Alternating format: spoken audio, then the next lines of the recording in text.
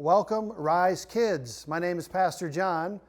Welcome to week 3 of Bible Stories in 5 minutes. And today I'm going to be reading the story, The Dreamer. This is the story of a man named Joseph and how of God used the evil plans of some to save the lives of many. Long, long ago, there lived a man named Jacob who had 12 sons. But he loved his son Joseph best of all and gave him a beautiful robe of many colors. This made Joseph's brothers hate him. Some time later, Joseph dreamed that he and his brothers were gathering bundles of grain.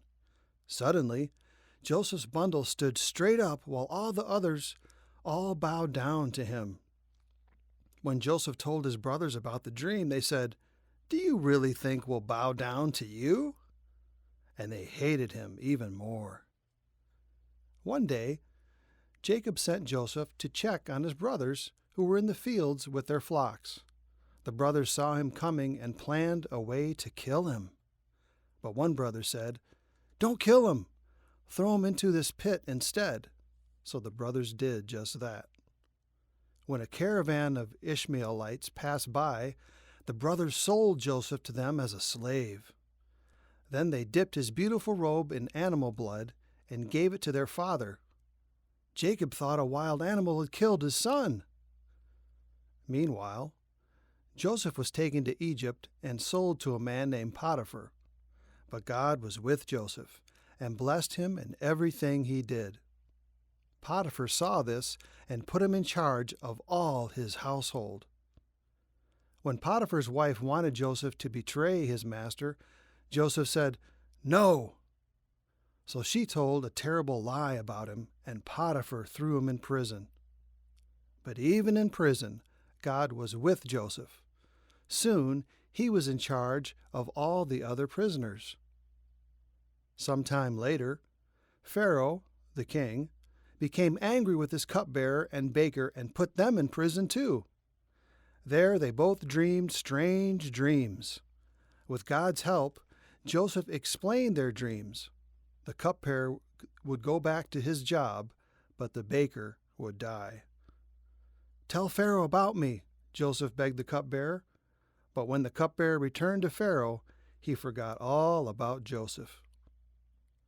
2 years later, Pharaoh also dreamed strange dreams. 7 plump, healthy cows were eaten by 7 thin, ugly cows. And 7 thin heads of grain ate up 7 fat heads of grain. No one could tell Pharaoh what the dreams meant. Suddenly, the cupbearer remembered Joseph. With God's help, Joseph said, "Your dreams mean there will be 7 years of plenty, followed by 7 years of famine. You should appoint a man to gather up all the extra food during the good years. Then store it so that Egypt won't starve during the famine." Pharaoh said, "You will be that man. You will be over all of Egypt. Only I will be greater than you, Joseph." During the 7 good years, Joseph stored up all the extra grain. When the famine came, only Egypt had grain. People from every nation came to Joseph to buy food. Jacob even sent his sons to Egypt to buy grain. But the youngest son, Benjamin, didn't go. Jacob was afraid something might happen to him.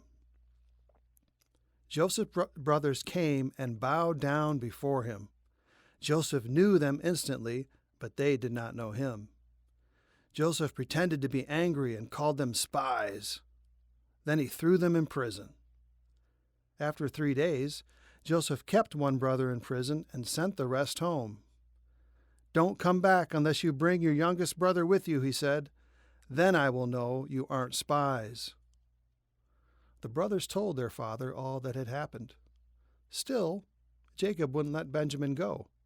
But soon the grain was gone, and Jacob had no choice. If Benjamin didn't go to Egypt, they would all starve. So once more, the brothers went to see Joseph. But after their bags were filled with grain, Joseph secretly ordered that his own silver cup be hidden in Benjamin's bag. The next morning the brothers set off. They hadn't gone far when Joseph's servant caught up to them. "Why have you stolen my master's cup?" he said. "We didn't steal anything," the brothers said. But the cup was found in Benjamin's sack. The brothers tore their clothes in sadness and returned to Joseph's house. There they fell to the ground before him. Joseph could stand it no longer. "I am Joseph," he cried. The brothers were terrified, but Joseph said, "Don't be worried or angry with yourselves. God sent me here ahead of you to keep you alive. Go back and bring my father and all your families here. I will make sure you have plenty of food." Joseph's brothers did as he said, and that is how the Hebrew people came to live in Egypt. Joseph's brothers had planned to hurt him by selling him as a slave, but God took their evil plan and used it to save not only their lives, but many more lives as well. In the same way, the men who put Jesus on the cross had an evil plan, but God used their plan for the great good of all his people. Romans 8:28 says, "We know that all things work together for the good of those who love God." I hope you guys enjoyed the story. Join us next time for Mighty Miracles.